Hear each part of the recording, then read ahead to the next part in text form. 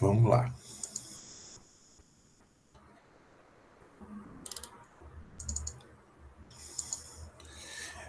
Hoje a gente vai falar de um assunto chamado de operações farmacêuticas. Vocês estão conseguindo ver a tela?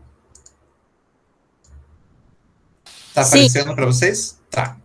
Então, nós vamos falar sobre essas operações farmacêuticas, o que elas são e qual que é a importância delas para a gente na hora da manipulação. Então, primeira coisa, vamos definir operações farmacêuticas. A gente pode dizer que as operações farmacêuticas, então, são aquelas operações que a gente tem que executar para transformar um fármaco numa forma farmacêutica. Deixa eu ir lá abrir que chegou alguém. Ou seja, para transformar um princípio ativo e seus recipientes, os seus adjuvantes, em uma forma farmacêutica e um medicamento que tem uma forma, né? Então, cadê?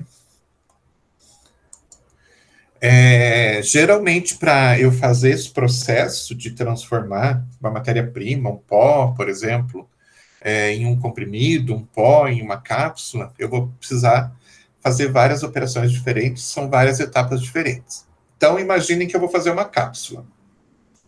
Primeira coisa que eu tenho que fazer, o que é?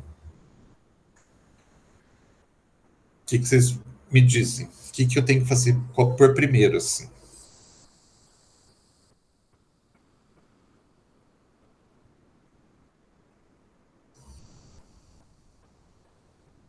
Ninguém se arrisca? Então, imagine que eu... preparar uma substância que forme a cápsula. Não, a cápsula a gente já compra pronta. Ah, Sim, aquele invólucro, graças a Deus, a gente já compra pronto. É...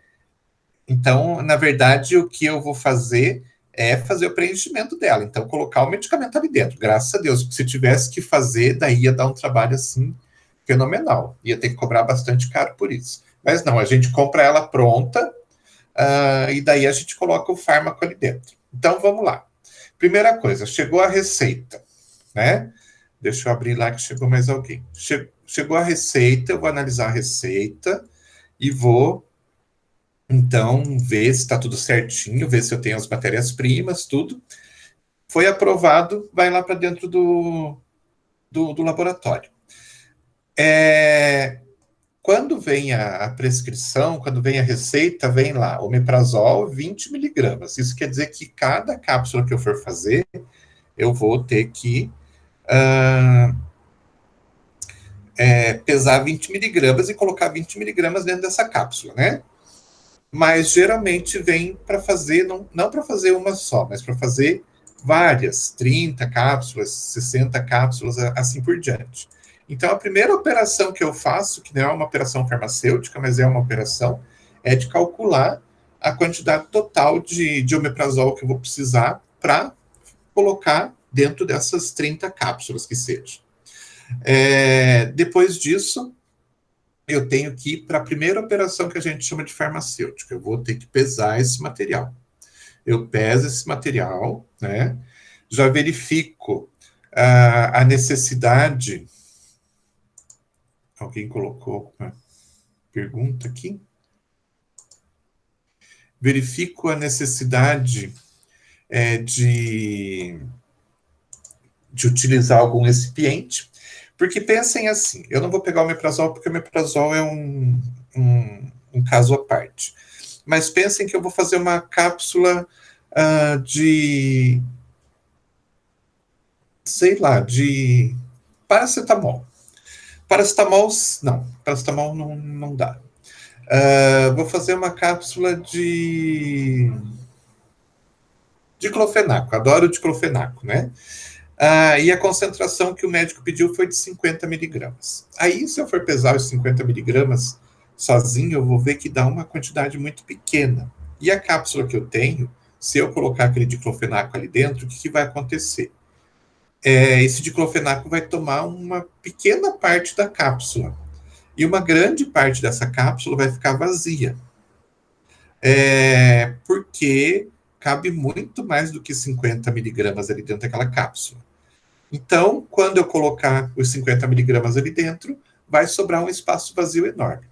Pergunto para vocês agora, como usuários de medicamentos. Se vocês pegarem uma cápsula e essa cápsula tiver só uma quantidade pequena de pó e tiver com espaço vazio muito grande, vocês não vão estranhar? Não vão achar que tem alguma coisa errada? O que vai Acho que passar tá pela... faltando. Exatamente, é isso que vai passar pela cabeça de todos nós, do usuário, né, do medicamento. Ele vai olhar e vai dizer, nossa, aconteceu alguma coisa aqui que essa cápsula está vazia, vazou ou não fizeram direito e assim por diante. Então, para evitar isso, né, para evitar essa confusão por parte do usuário, a gente preenche aquela cápsula com algum tipo de substância, algum tipo de pó que não faça nenhum efeito, seja um pó inerte, então, e que não interfira no princípio ativo. Então, eu coloco lá, por exemplo, no caso do diclofenaco, eu coloco talco farmacêutico. Então, eu tenho um recipiente que eu estou colocando ali só para tomar espaço, para preencher espaço, para não ficar aquela cápsula semi-vazia, semi-cheia, né? Então, essa substância que eu coloquei é só para complementar ali, para a pessoa não achar que tem alguma coisa errada. Mas o comprimido também tem essa concentração inerte, né? A mesma coisa. No comprimido, daí, pelo processo que a gente vai fazer, que é de compressão, imaginem vocês que a gente tem que pegar aquele pó, aquela mistura de pós que a gente vai colocar ali, e comprimir de forma que ele tome a forma do comprimido e não esfarele. Então, tem que fazer uma força muito grande. Para isso, daí a gente adiciona outros tipos de pós que também não tem efeito terapêutico nenhum, são pós inertes, mas que tem essa característica de ajudar a manter aquele comprimido naquele formato. Então, ajudar o comprimido na compressão do comprimido e não esfarelar. Então, cada forma farmacêutica a gente vai ter esse tipo de agente, né, que a gente chama de recipiente ou de veículo, no caso dos líquidos, para ter alguma função que pode ser só de preencher, ajudar a preencher, ou para ajudar a aglutinar, no caso de um comprimido, ou para ajudar no caso do comprimido também, muitas vezes a gente coloca um pó que seja um pó que facilite o processo de deslizamento do comprimido, então, tipo amido, alguma coisa assim que a gente sente que ele, quando você passa o amido na pele, por exemplo, você sente que a pele tende a deslizar mais se você passar a mão, né? E a gente utiliza isso para que ele não grude lá na máquina que faz o comprimido. Se você coloca essa substância que ajuda a deslizar melhor, ele solta da máquina, ele se solta da máquina com mais facilidade do que se você não colocar ele. Então, são várias necessidades que a gente tem e a gente vai se utilizar, então, desses truques, vamos dizer assim, para a gente poder ter o melhor medicamento. Então, nesse caso aqui que eu estou falando da cápsula, né, eu vou precisar pesar o meu princípio ativo, que é o diclofenaco, e eu vou precisar pesar uma outra substância que vai ajudar só a completar o espaço ali da cápsula para não ficar uma coisa esquisita, para a pessoa não achar que está faltando medicamento ali dentro. Então, essa seria a minha primeira operação, pesagem. Fui lá e pesei. Aí, o que eu vou fazer? Tenho dois pós diferentes. Eu tenho o talco e tenho o diclofenaco. Eu preciso misturar esses dois, né? Eles têm que estar bem misturados para que a hora que eu colocar ali dentro da cápsula, o princípio ativo fique bem espalhado no meio daquele pó e no meio da cápsula também. Então, o segundo processo seria um processo de mistura. Ao mesmo tempo, o diclofenaco e o talco, eles podem ter tamanho de partícula diferente. Cada um dos grãozinhos deles podem ter tamanhos diferentes. Então, a gente vai fazer um processo... Pode falar. Eles são misturados antes de pôr na cápsula? Não precisa pôr primeiro o princípio ativo na cápsula e depois... Não, tem que misturar antes. Mas aí não pode ocorrer, de repente, de ter uma maior porção numa cápsula do que em outra? Por isso que você faz uma mistura bem misturado, bem homogêneo mesmo, para ter certeza que na hora que você colocar dentro das cápsulas, vai ter a quantidade certinha em cada uma. Sabe? Então, para que isso aconteça, eu tenho que transformar todas as partículas no mesmo tamanho. Então, eu faço um processo que a gente chama de trituração. Eu vou triturando e vou deixando as partículas todas do mesmo tamanho. Aí elas se misturam melhor, né? Porque se eu tenho partícula de tamanho diferente, um grão maior, um grão menor, a tendência é que eles meio que se separem. Se eu transformo todos no mesmo tamanho, então eles vão se misturar melhor. Então eu faço a trituração, faço essa mistura tem que ser bem feita, tem que ser bem homogênea para que a gente tenha realmente a concentração correta em cada uma das cápsulas que a gente for fazer. Então aí eu já usei mais 2 operações, que foi a trituração e a mistura. Aí, finalmente, eu vou utilizar o processo de enchimento das cápsulas. Tem um processo, a gente tem um aparelhinho, um equipamento que a gente utiliza para isso, que faz o processo de enchimento para finalmente fechar as cápsulas e mandar para o nosso cliente. A gente vai ver isso na prática, vocês vão ver que não é uma coisa assim de outro mundo, mas só para exemplificar para vocês quantas operações farmacêuticas diferentes a gente precisou se utilizar só para fazer uma cápsula. Então, dessa forma, por meio dessas diferentes operações, eu transformei lá o princípio ativo diclofenaco em cápsula de diclofenaco, tá? Então, consegui chegar no meu objetivo, que era pegar um princípio ativo, transformar ele numa forma farmacêutica, numa cápsula.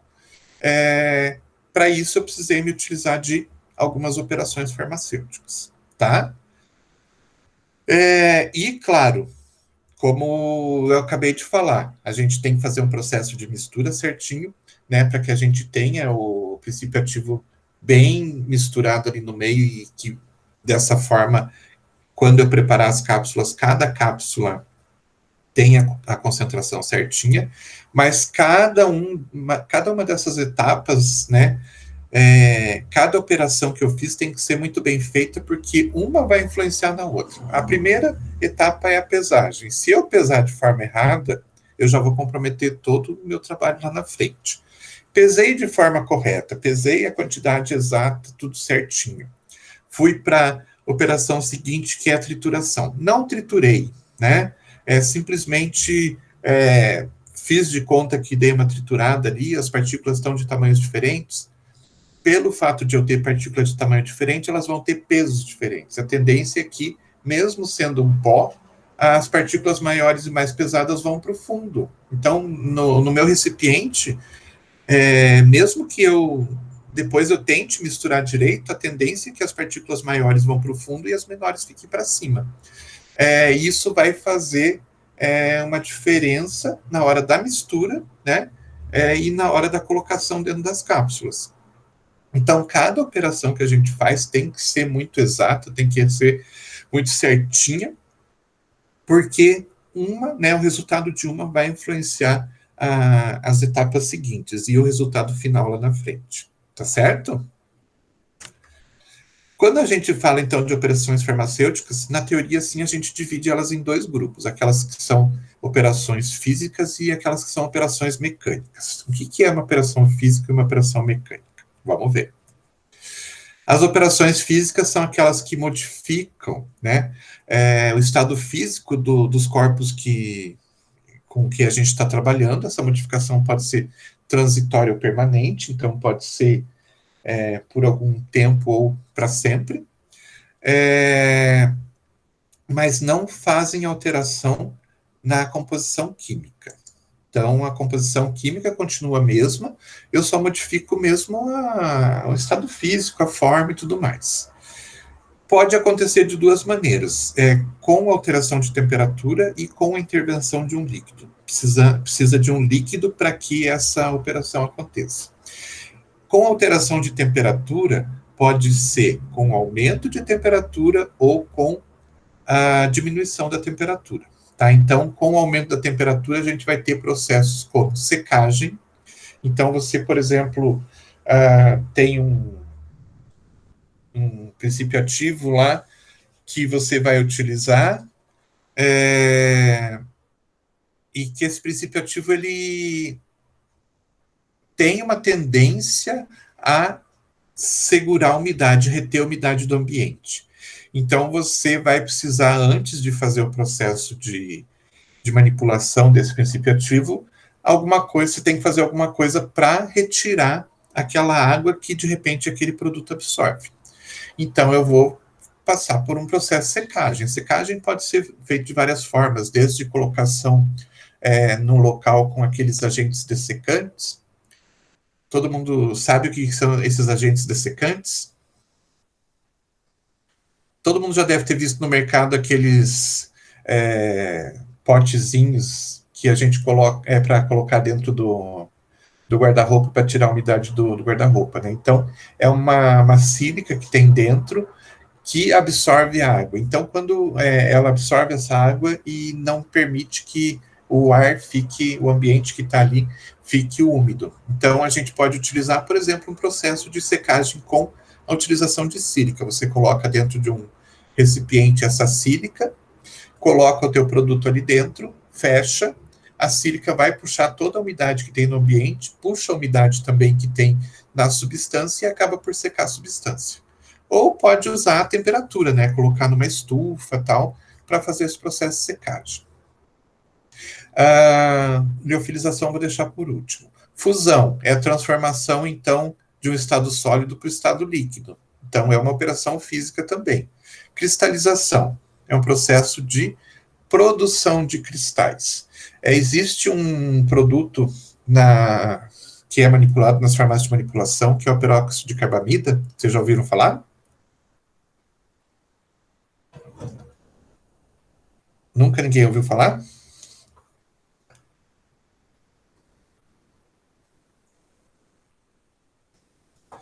Isso é um não ou todo mundo caiu da... Acho que é um não, professor. Então tá. Achei que estava sozinho aqui, que todo mundo tinha me abandonado. Provavelmente vocês já ouviram falar do gel de peróxido de carbamida, aquele gel que você coloca numa moldeira e coloca essa moldeira nos dentes para clarear os dentes. É um gel clareador dos dentes. Talvez não conheça pelo nome de peróxido de carbamida, mas é comum se fazer isso nas farmácias de manipulação. Já comprei da China, professor. E da China? E aí, deu resultado? Pior que ficou branquinho. Quando É mesmo? Fica mesmo. Então. Próxima vez, manda fazer numa farmácia de manipulação, é mais seguro, viu? Então, o que é o peróxido de carbamida? É uma reação que a gente faz dentro do laboratório, onde você tem ureia de um lado e água oxigenada do outro, peróxido de hidrogênio. Você faz uma reação entre esses dois e o resultado dessa reação é o peróxido de carbamida. O peróxido de carbamida é um cristal. Então, você pega a água oxigenada, né? O peróxido de hidrogênio, que é líquido, pega a ureia, que é um sólido, mistura os dois, transforma aquilo num líquido, e a reação desses dois resulta na formação de uns cristais. Então, esses cristais são o peróxido de carbamida. Você separa esses cristais, faz todo um processo e incorpora dentro de um gel. Então, é um processo, é uma operação de cristalização. Então, essa é uma operação que, nas farmácias que fazem esse gel, é bastante comum de acontecer, tá? O que mais que a gente tem ali? Secagem, cristalização, fusão, Destilação é aquele processo de transformação, né? Você transforma uma substância líquida, né, em um gás e depois transforma ele em líquido de novo. Então, com alteração de temperatura, com aquecimento, né? E a liofilização, que é o único processo aqui que, ao invés de utilizar aumento de temperatura, a gente vai utilizar a diminuição da temperatura. Todo mundo conhece liofilização? Já ouviu falar? Sabe como funciona? Ou não? Eu não. Não? Vocês já viram Oi? Eu ouvi falar, mas não sei como é que funciona. Não? Tá. Não sei se ainda existe, mas teve aí nos mercados uma época uns chipzinhos de algumas frutas, como manga. Eu só lembro da manga, que era a única que eu comia. Que parecia uma batatinha chip. Não sei se vocês chegaram a ver. Ou ninguém viu essas frutas liofilizadas que tinham no mercado? Ninguém Já viu? vi sim, professor. Tá? Então, tipo desidratado, assim? A diferença é que o desidratado, para desidratar, você vai precisar colocar no caso da fruta, né, colocar a fruta no aquecimento. Então, é um processo de secagem com aquecimento. A liofilização, você não aquece. Então, a vantagem em relação à desidratação é que você só retira a água. Então, esse processo retira a água, não aumenta a temperatura, e daí o fato de não aumentar a temperatura faz com que você não perca algumas substâncias que podem se perder com o aquecimento. Então, o resultado final da liofilização é um resultado melhor, porque você tem a fruta, no caso da fruta, né? Você tem a fruta com todos os componentes, menos a água. E quando você faz um processo de secagem, você pode perder algumas coisas por causa da temperatura, tá? Então, a grande vantagem da liofilização é essa. Você não usa temperatura alta, então você vai ter a substância total só sem a água. Vocês já devem ter visto aquelas penicilinas que vêm no frasquinho em pó. Elas passam por um processo de liofilização, porque elas, para se manterem estáveis e funcionando, elas não podem ter nada de umidade, tanto que a gente prepara só na hora de aplicar, né? Porque elas são estáveis. Se eu, por exemplo, injetar a água destilada ali e deixar por algum tempo aquele líquido parado, eu vou perder o princípio ativo. Então, a gente tem que preparar na hora e já fazer a aplicação. Então, para transformar aquela penicilina em uma substância totalmente sem água, a gente precisa tirar aquela água. Se eu colocar para secar com um aumento de temperatura, eu vou perder a penicilina. Então, a gente usa a liofilização. E a liofilização, o que é? Você baixar a temperatura para coloca o material numa temperatura abaixo de zero. Eu não me lembro bem qual que é a faixa, mas é bem abaixo de zero. Coloca isso dentro de um equipamento que parece uma panela de pressão. Então, coloca esse material ali dentro, diminui a temperatura para a temperatura negativa e, ao mesmo tempo, tira toda a pressão que tem ali dentro, faz barulho ali dentro. Então, o que acontece? A água que está ali, ela simplesmente passa do estado sólido, porque ela está congelada, né? Nessa temperatura ela está congelada, ela passa diretamente do estado sólido para o estado gasoso. Ela não se transforma em líquido. E dessa forma você consegue retirar toda a água sem alterar as características do produto, tá? Então a liofilização é isso, é a utilização de temperatura baixa com pressão reduzida para que você passe a água do estado sólido para o estado gasoso direto sem passar pelo líquido, tá? E falando das operações físicas, a gente tem as com intervenção de líquido, que é a dissolução. O que é a dissolução? Tá dando eco, é alguém que está com o... Acho que é o Matheus. Matheus, se puder fechar o seu... vou fechar aqui, professor, desculpa. Isso, porque está dando eco. Tá? Aí, o que acontece? O outro processo que a gente tem, as outras operações, elas estão ligadas com a dissolução. E a dissolução, o que é? É simplesmente você utilizar um líquido para dissolver uma substância sólida. É bastante simples. Então, eu tenho um determinado pó, eu quero transformar essa matéria-prima num xarope, por exemplo, quero transformar essa matéria-prima numa solução. Então, eu vou lá pegar esse pó e vou dissolver ele no líquido e incorporar dentro da solução ou do xarope que eu quero. Tranquilo até aqui? Então, elas são chamadas de físicas porque ou a gente mexe com a temperatura, né, ou a gente adiciona alguma substância ali. Não tem nenhuma reação química, nada disso. E as operações que a gente chama de mecânicas, e a gente chama de mecânicas porque, de alguma forma, a gente vai se utilizar de alguma ação mecânica, que pode ser força, pode ser algum equipamento, alguma coisa que ajude a fazer essa operação. Então, modificam o aspecto exterior da droga sem alterar o estado físico ou constituição química. Então, na verdade, não altera o estado físico, é sólido, continua sólido, é líquido, continua líquido.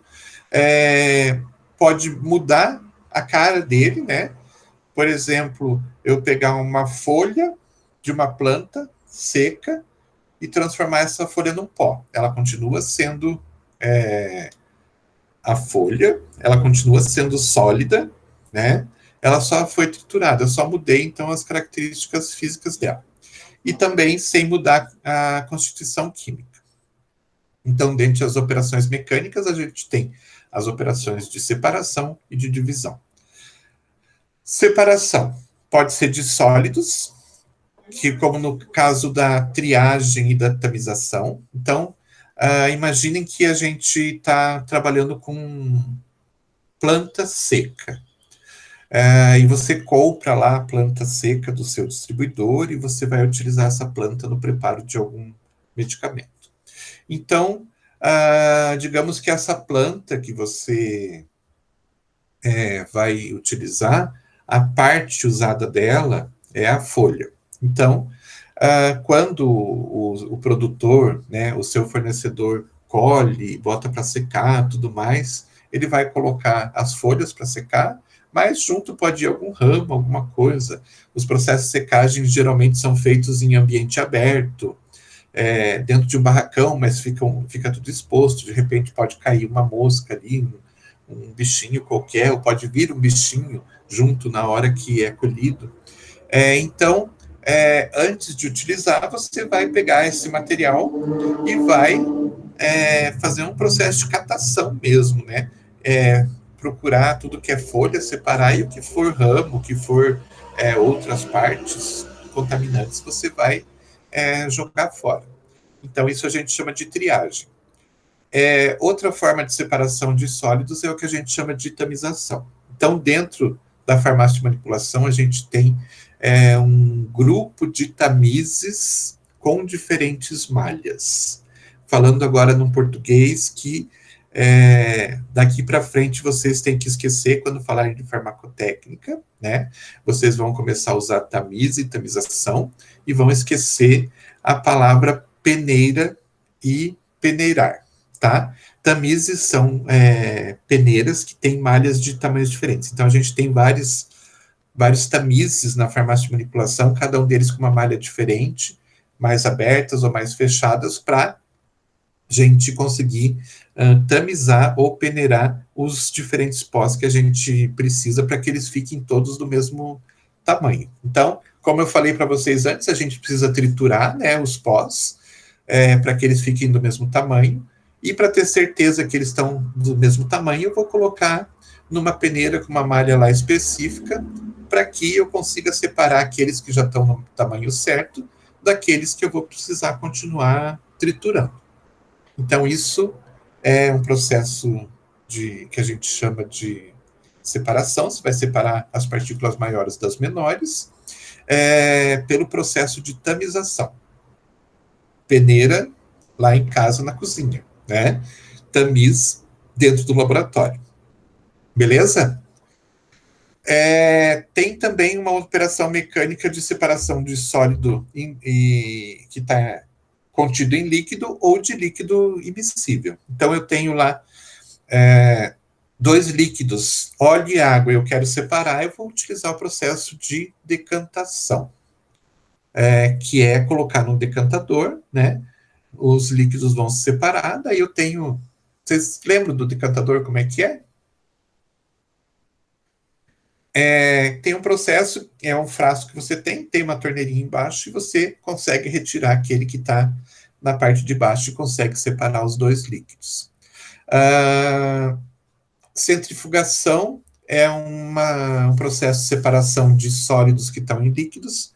Então, o mais comum que acho que todo mundo conhece, já viu alguma vez na vida, é o processo de centrifugação do sangue, que você separa as células que são sólidas, né, do líquido do sangue. Então, você coloca dentro de um equipamento que faz centrifugação, ele vai girando, e o que é mais pesado, que são os sólidos, né, vão indo para o fundo do frasco, e o líquido acaba ficando na parte de cima. Todo mundo já viu uma centrífuga de sangue? Vocês já tiveram disciplina que usou? Ou ainda não? Não. Não?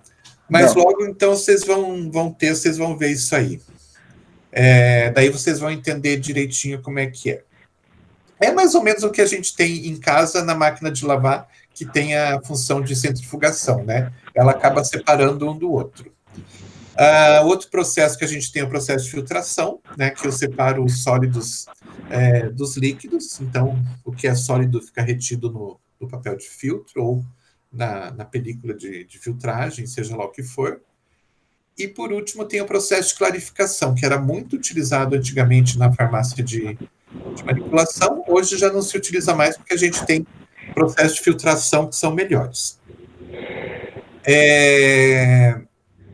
O processo de clarificação era muito utilizado também.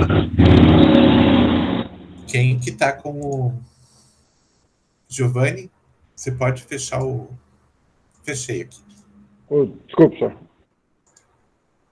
É que tá com um pouquinho de barulho e está fazendo eco, tá? Então, processo de clarificação. Não sei se hoje, né, nas grandes indústrias de cerveja isso acontece, mas nos processos mais artesanais de cerveja, esse processo de clarificação podia ser usado. Tem algumas cervejas que, quando você faz o preparo, ela fica totalmente transparente. Tem algumas que ela fica meio turva, porque tem partículas que ficam ali no líquido, dispersas no líquido, que você pode, então, filtrar, passar por uma película, uma membrana filtrante, ou pode passar por algum tipo de processo, mas antigamente era muito comum fazer o processo de clarificação. E o que é esse processo?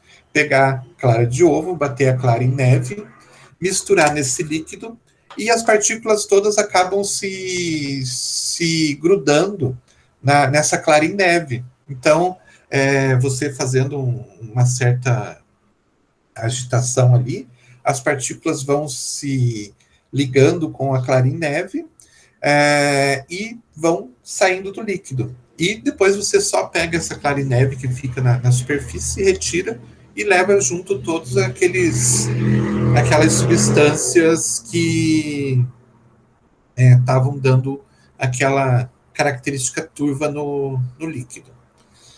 Então, é também mais uma forma de operação de separação de sólidos que estão dentro de líquidos.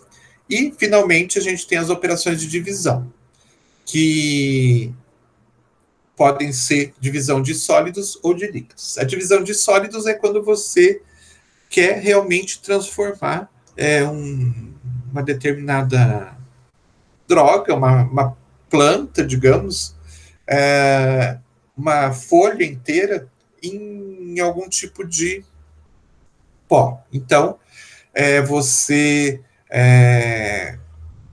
pega aquele material sólido, né, grande, e transforma num material menor por processo de divisão. Então, a gente tem dois tipos de divisão. A divisão que a gente chama de grosseira, que é aquela que você transforma aquela folha seca em algo rústico, não um pó, mas transforma ela em pedaços menores, e tem aquela divisão que a gente chama de pulverização, que realmente é transformar ela em pó. Essa pulverização, então, ela passa por alguns diferentes tipos de processo. Processo de contusão seria aquele processo de ficar batendo naquela folha, seja lá o que for, para transformar ela num pó, mais ou menos como se faz num pilão. Vocês já devem ter visto transformar o milho, por exemplo, em farinha utilizando pilão, alguma coisa assim do gênero. Então você vai batendo, né, e vai transformando aquela substância grande em partículas cada vez menores até que ela transforma num pó. O processo pode ser de trituração mesmo, que daí você pode utilizar um equipamento do tipo de um liquidificador ou de um mixer tal, que você vai transformando aquela substância grande num pó, ou a mão mesmo, fazendo o processo de trituração com utilização de um grau de porcelana e um pistilo de porcelana. Vocês sabem o que é um grau de porcelana e um pistilo de porcelana?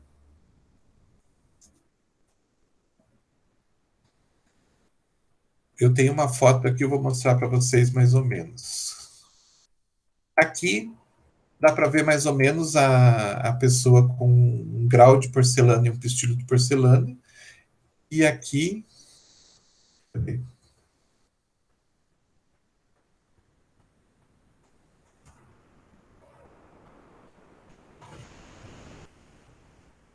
Aqui tem novamente um grau de porcelana com pistilo de porcelana.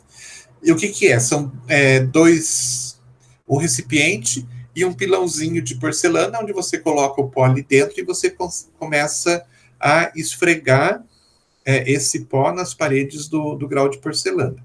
Então você utiliza o pistilo, vai comprimindo esse pó nas paredes do grau de porcelana, e essa fricção faz com que as partículas se tornem cada vez menores. Então, é uma forma de a gente transformar um pó grosseiro, né, com partículas grandes, num pó menor. Deixa eu voltar lá.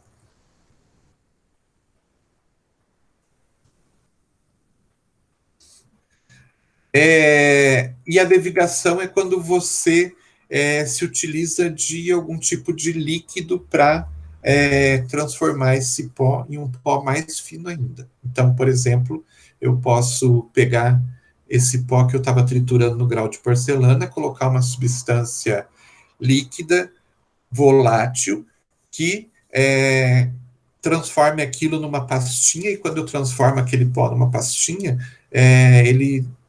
quando eu faço o processo de trituração, eu consigo partícula menor ainda.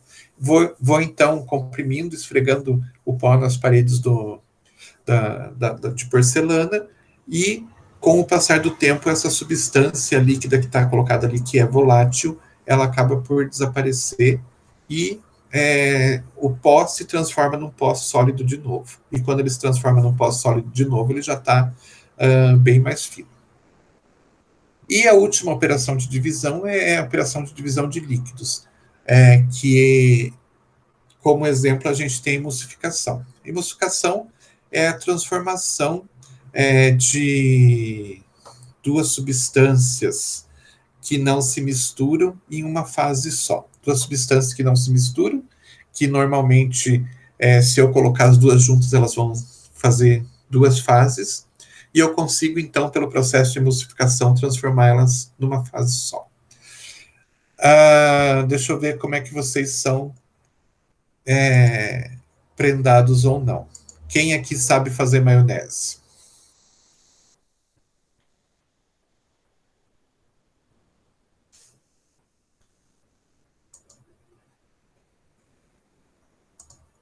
Ninguém?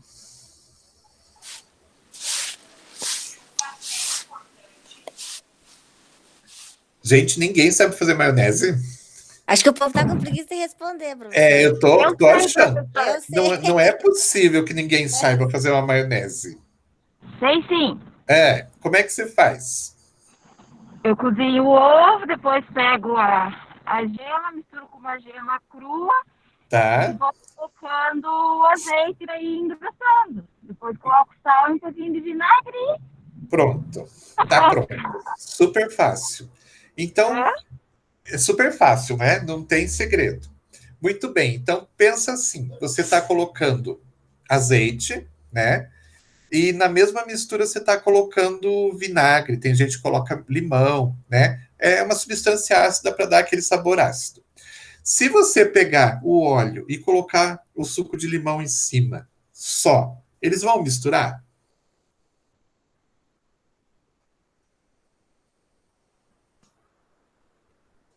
Ou vai formar 2 fases? Vai ficar as gotículas de limão separadas do óleo? Vai ficar separada, né? Vai ficar separado. E como é que quando você faz esse processo, aquilo que teoricamente seriam 2 fases, né? A fase do óleo e a fase do limão separadas, como é que elas viram uma fase só, viram um creme bonito e gostoso? O que será que acontece ali que transforma isso?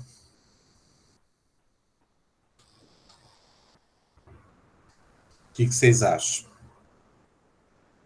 Será que tem a ver com aquele ovo que você adicionou? Tem.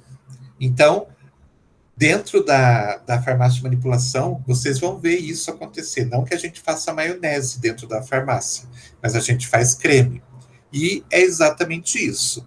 A gente vai ter sempre uma porção de substância oleosa e uma porção de substância aquosa, que se simplesmente a gente misturar, tentar misturar os dois, eles não vão misturar, eles vão formar gotículas, que depois essas gotículas começam a se juntar de novo e, com o passar do tempo, elas vão separando.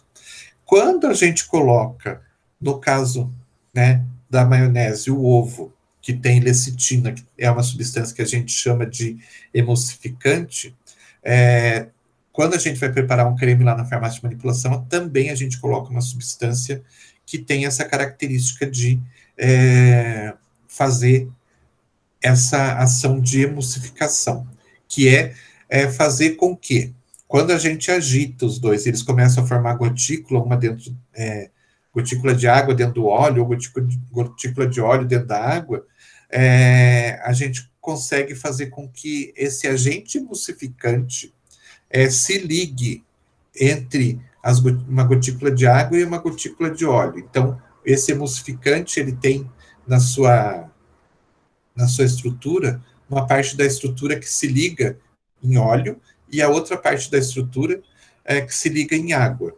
Então, ela se liga em uma gotícula de óleo e uma gotícula de água, e mantém aquilo retido. Então, ela não permite que as gotículas de óleo vão se juntando novamente, se separando, e não permite que as gotículas de água vão se juntando novamente, se separando.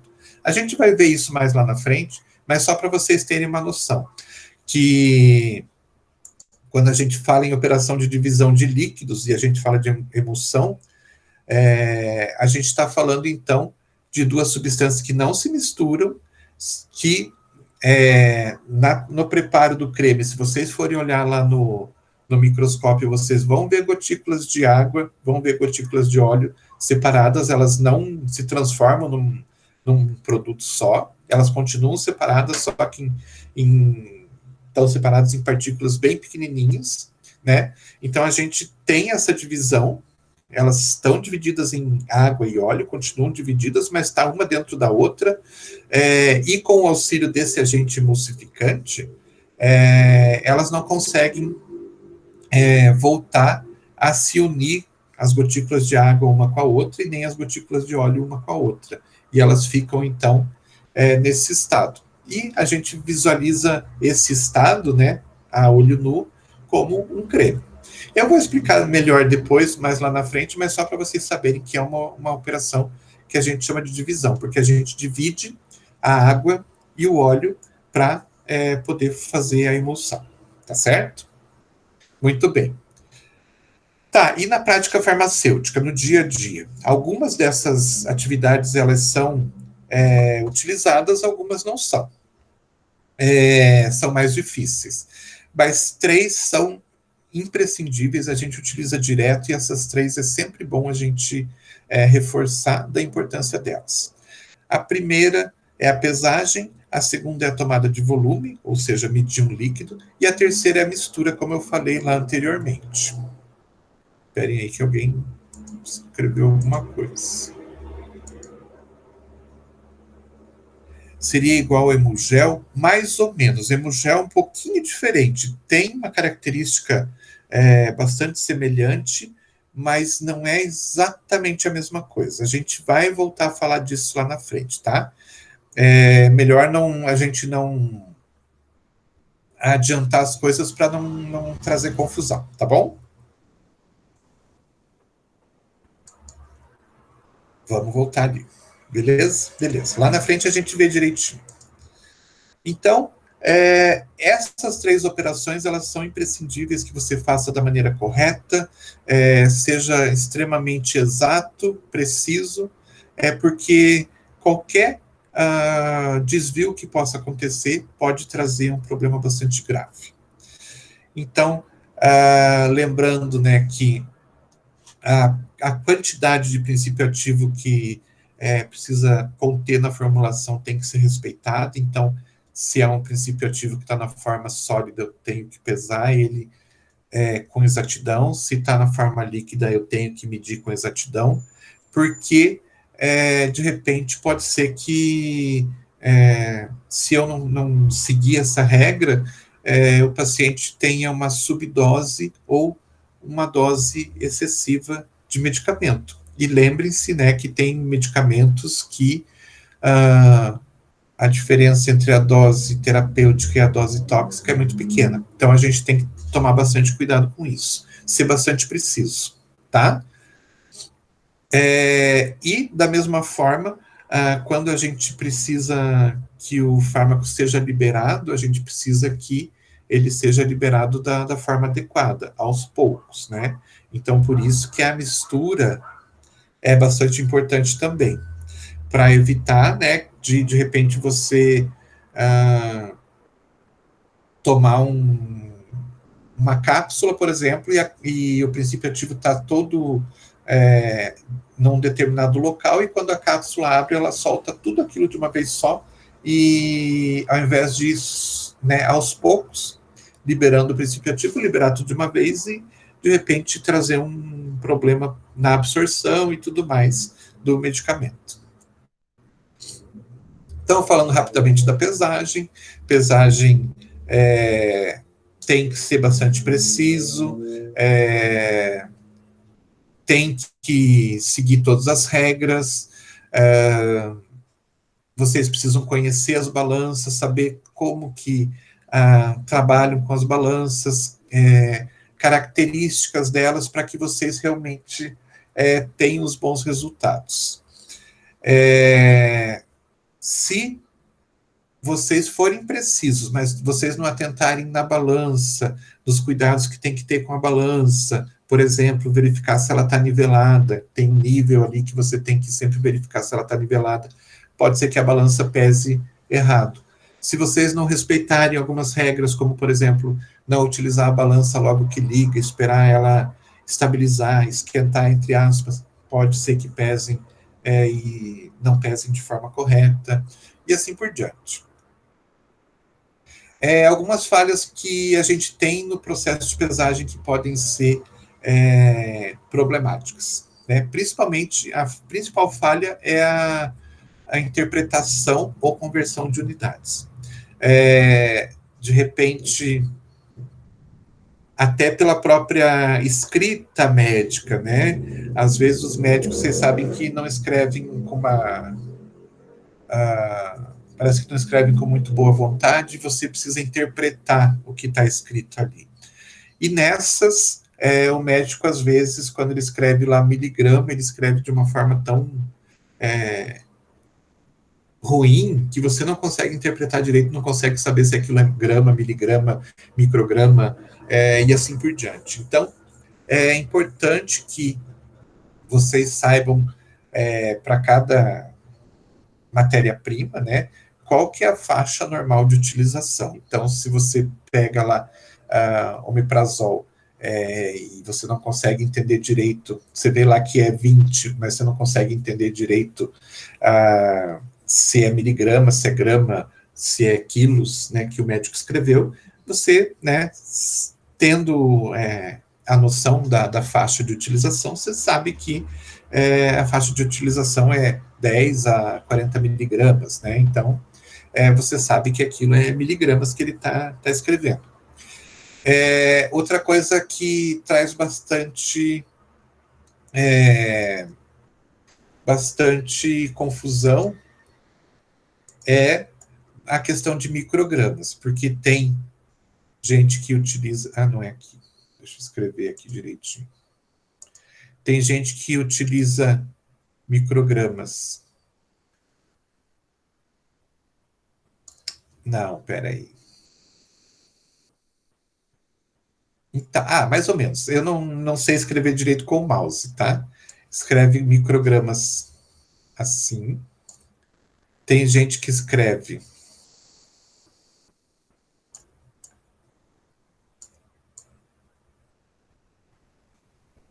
como MCG ou como micra, mais gramas. E, obviamente, né, a gente tem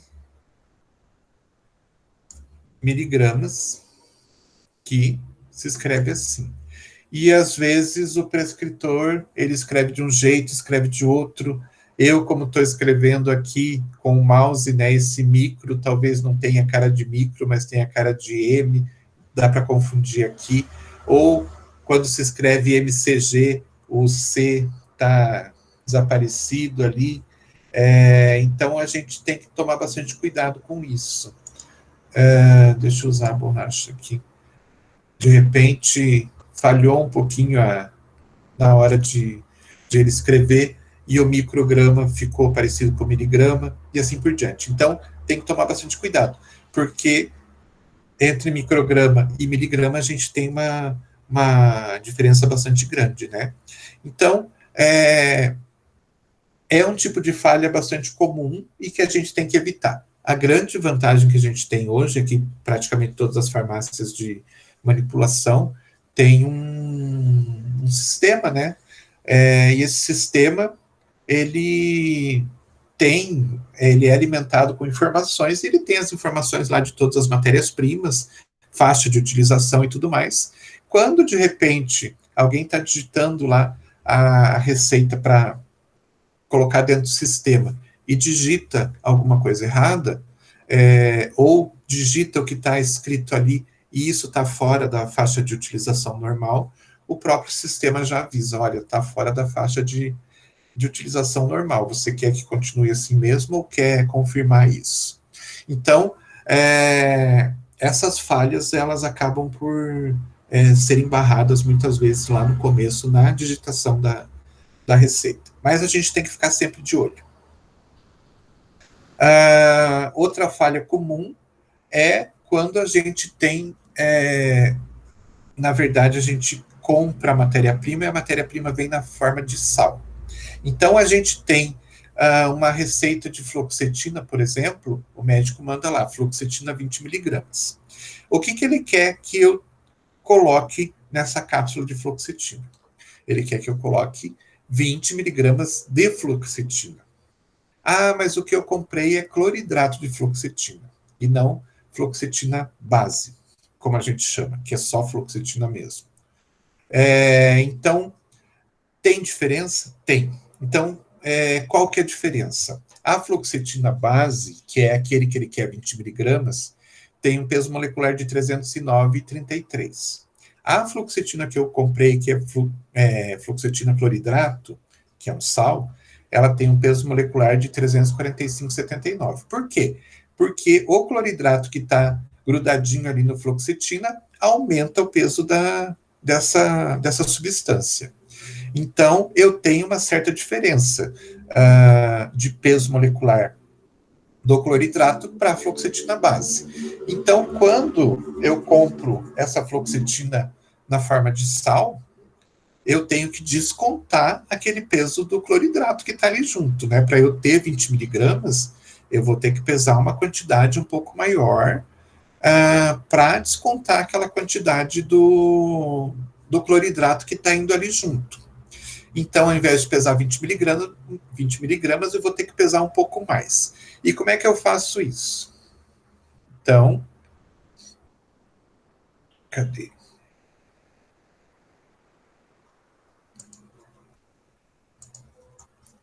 Eu vou pegar os 345.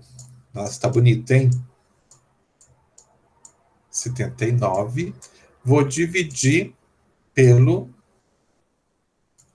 peso da fluoxetina base. 309,33. Isso vai me dar um valor de 1,12.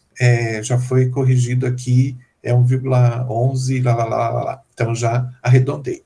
Então, o que vai acontecer? Se eu preciso de 20 miligramas, e esse 1,12 a gente chama de fator de correção. Então, isso quer dizer que, quando eu for precisar de 20 miligramas, eu vou ter que multiplicar esses 20 pelo fator de correção, 1,12. Então, ao invés de pesar 20 miligramas para colocar em cada cápsula, eu vou ter que pesar 20 miligramas vezes 1,12. Alguém tem uma calculadora fácil aí?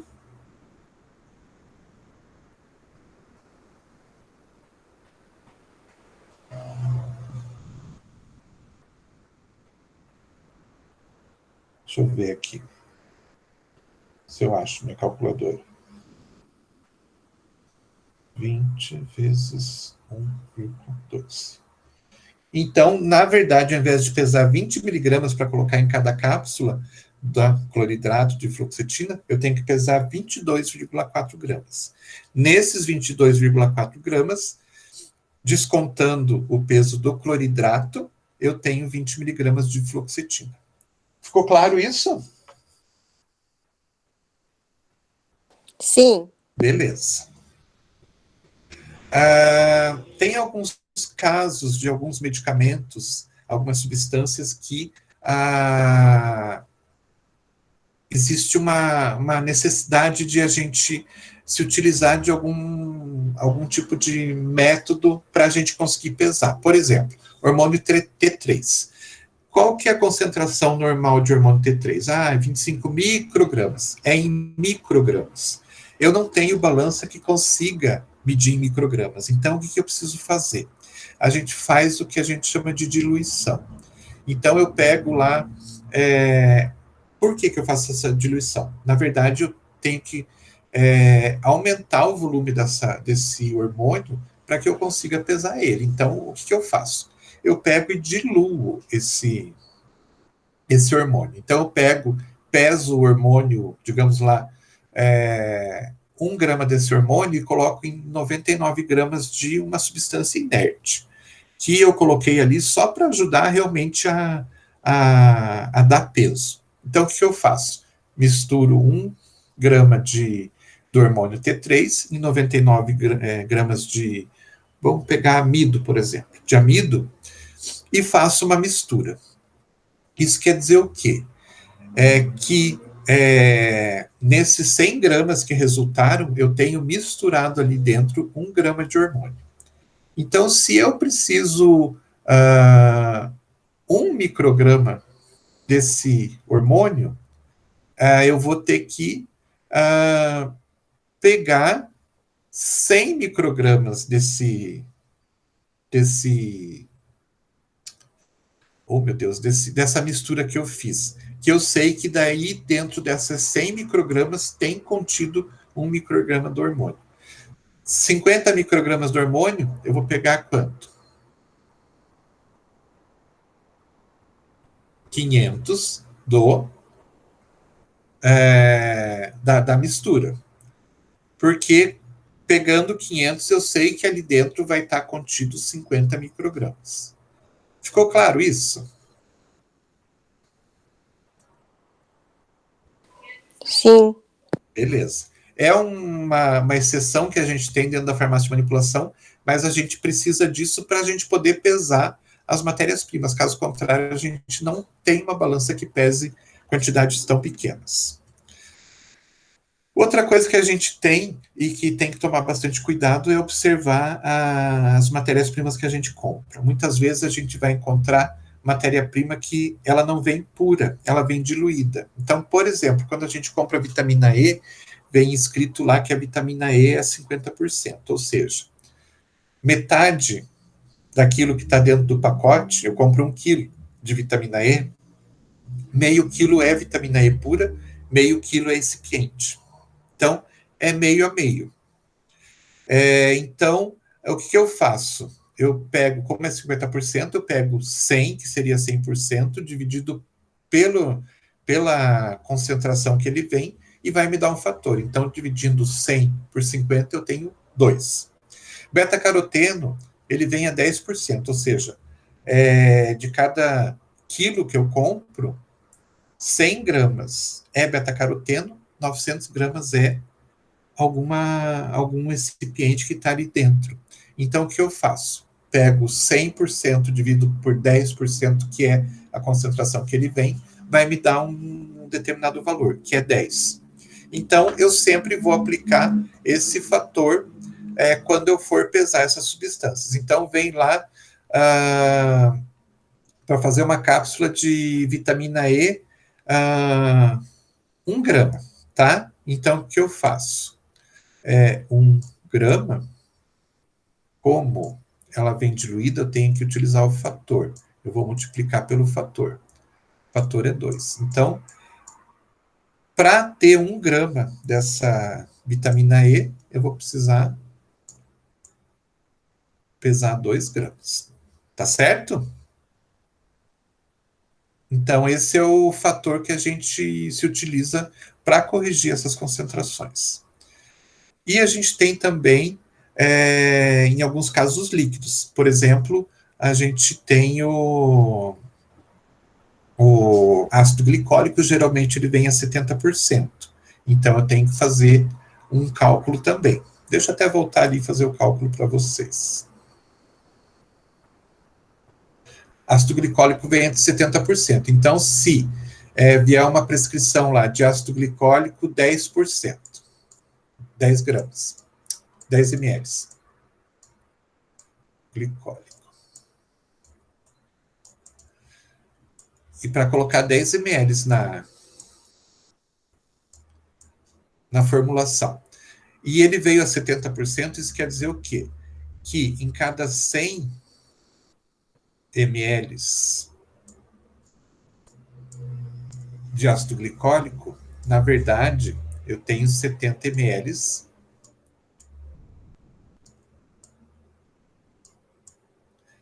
em cada 100 ml daquela solução, né, porque é uma solução, é 70 ml de ácido glicólico e 30 de algum tipo de diluente. Então, em cada 100 ml, eu tenho 70 ml de ácido glicólico puro. Se eu preciso de 10 ml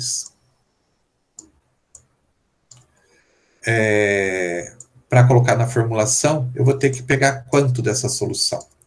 Daí, fazendo o cálculo, dá, se eu não me engano, 14,28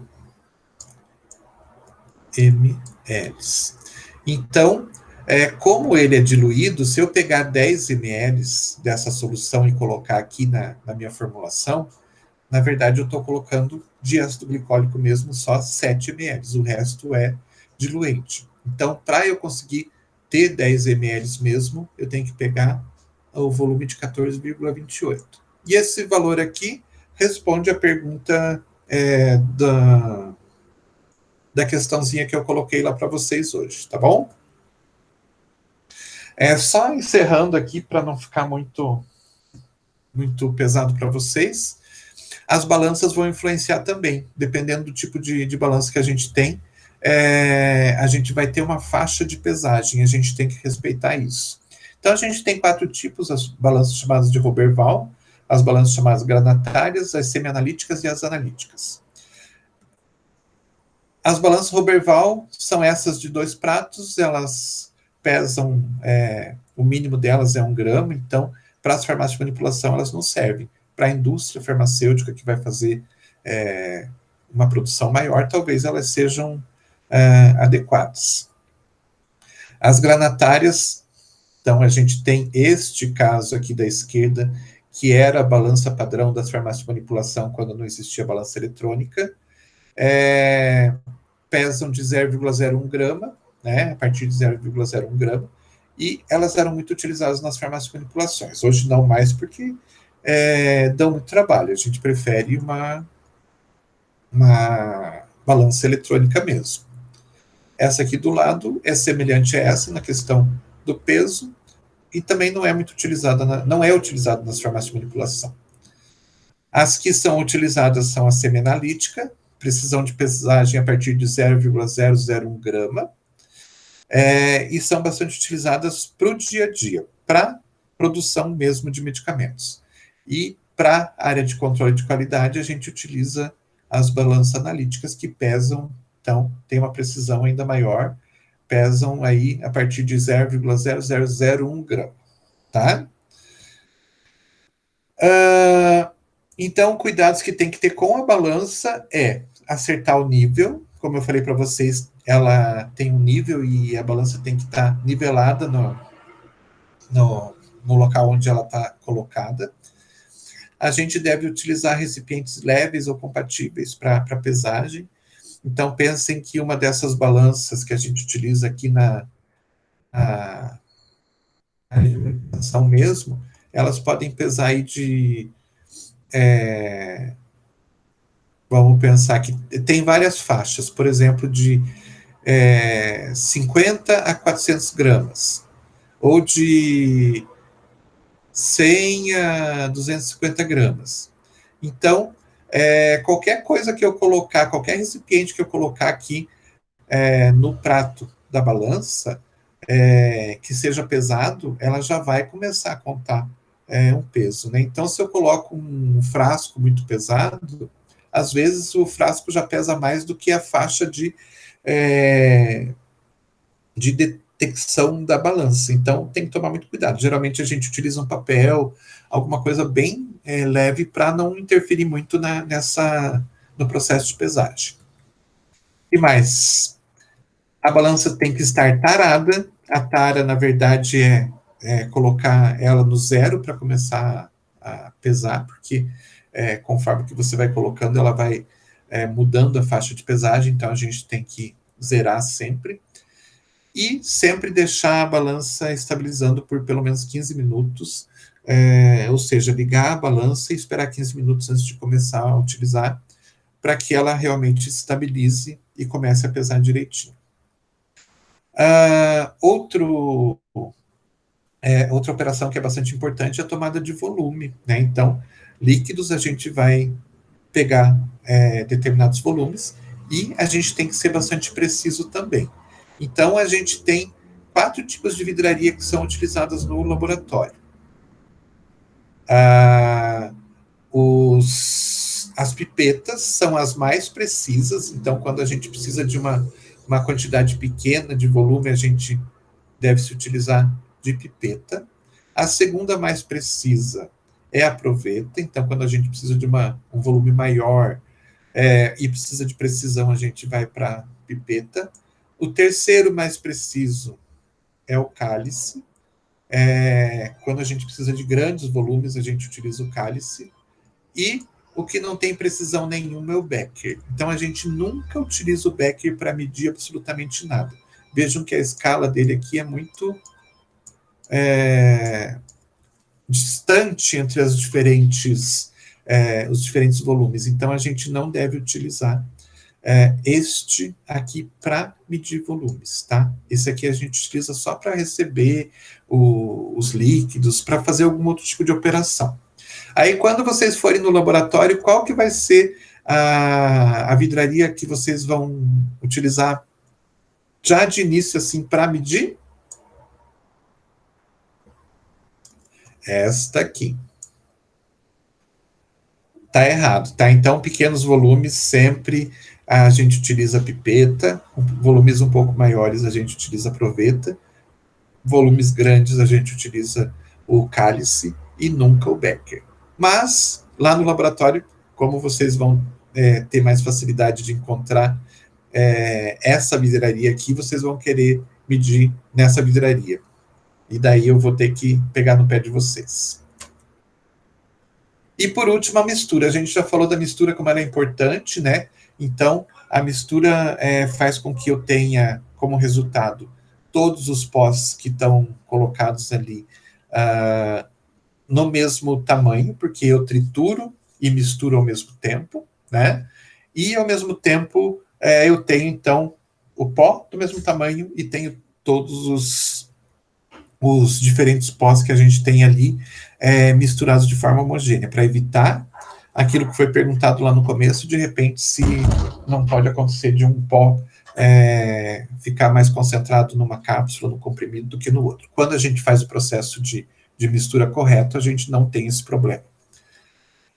Então, a gente tem que fazer uma mistura bastante homogênea, tem que ser bastante preciso nesse processo, para evitar de repente, você preparar lá cápsulas ou comprimidos, onde uma cápsula tem um monte de princípio ativo e a outra cápsula não tem nada. E daí, quando a pessoa toma aquela cápsula com um monte de comprimido, ela pode passar mal e, né, até vir a falecer.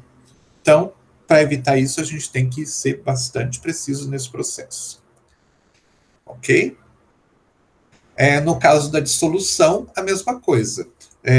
Se eu tenho um sólido e eu quero dissolver ele no líquido, ou eu tenho um líquido que eu quero dissolver nesse líquido, eu tenho que misturar os dois e tenho que agitar bastante para que um fique bem dissolvido no outro. Também para evitar de ter partes desse líquido mais concentradas e parte desse líquido menos concentradas. E quando a gente fala de semissólidos, como pomadas, cremes, etc., também a mesma coisa, a mistura tem que ser bastante precisa, né? Tem que se tomar bastante cuidado com isso, para evitar da mesma forma, eu ter um sólido, por exemplo, pouco diluído dentro de um creme, um líquido pouco diluído dentro de um creme, então ele fica mais concentrado em alguns lugares e menos no outro. Mesma coisa numa pomada. Então, a gente tem que fazer esse processo de mistura muito bem, para ter sempre tudo bem homogêneo. Então, obviamente, né, a gente tem que pensar na questão de solução, né, de um sólido num líquido, de um líquido em outro líquido. A gente, principalmente do líquido, né, a gente tem que pensar na questão de compatibilidade e polaridade. Então, uma substância apolar, ela não vai se misturar com facilidade numa substância polar. Então, um óleo não vai se misturar direito em água. Então, a gente tem que ver as possibilidades também dessas diversas substâncias para ver se a gente consegue fazer essa mistura ou não. Se eu tento misturar um óleo numa água sem transformar isso numa emulsão, é bem provável que o óleo não fique disperso na água, ele fique separado e venha a deixar a água totalmente sem óleo e ele totalmente separado. Então, eu não consigo fazer uma mistura homogênea. Então, tem que tomar bastante cuidado com isso. Beleza? Aqui eu já falei, sólidos têm que ser triturados e tamizados, líquidos não miscíveis, no caso de loções e cremes, tem que se utilizar, então, se eu quero misturar duas substâncias que não são miscíveis, duas substâncias líquidas, como óleo e água, eu tenho que utilizar um agente emulsionante para que elas realmente fiquem bem misturadas e fiquem também estáveis, né? Basicamente é isso que a gente vai ver hoje. Semana que vem a gente fala de classificação de medicamentos e começa a entrar na parte dos medicamentos mesmo, tá? Alguma dúvida? Opa! Alguma dúvida? Alguma questão? Tô tranquilo, senhor. Tô bem legal, bem Tá, explicado então, hoje. a resposta da questão que foi colocada lá para vocês, eu já dei, né? Então, quem anotou, anotou. Quem não anotou, vai ter que fazer o cálculo, tá? Ou voltar a assistir aqui. Mas tentem fazer o cálculo para ver se vocês conseguem chegar naquele resultado certinho, tá? Não esqueçam de fazer. E semana que vem, daí a gente volta para mais uma aula. Beleza? Obrigada, professor. Obrigado vocês. Bom final de semana que está chegando, né? E até semana que vem.